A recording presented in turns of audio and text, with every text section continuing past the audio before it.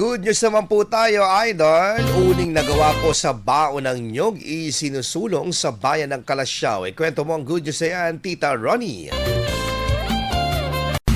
Tunay nga ang Tree of Life ang puno ng niyog dahil mula sa ugat, sanga at bunga ay maaaring gawing kapaki-pakinabang.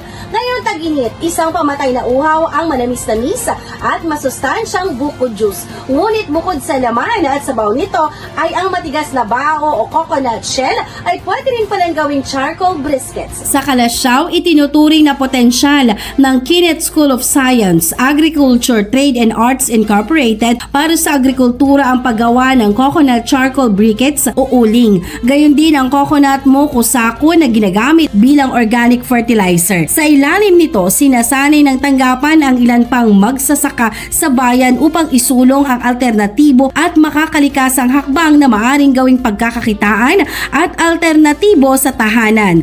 Taglay ng coconut charcoal briquettes ang mas matagal na baga, hindi mausok at environmental friendly, habang ang coconut mokusako naman ay mabisang pamatay peste at pangtaboy ng mga insekto sa taniman nang hindi gumagamit ng matatapang na kemikal. Layunin ng programang ito na madagdagan ang kaalaman at kita ng mga magsasaka, lalo na't nasa gitna tayo ng krisis ng langis. Sa ganitong paraan, mas mapapakinabangan ang bawat bahagi ng niyog at napapalakas ang kabuhayan ng marami. Iyan ang ating good news for today. Ako si Idol, Tita Ronnie Tatak, IFM.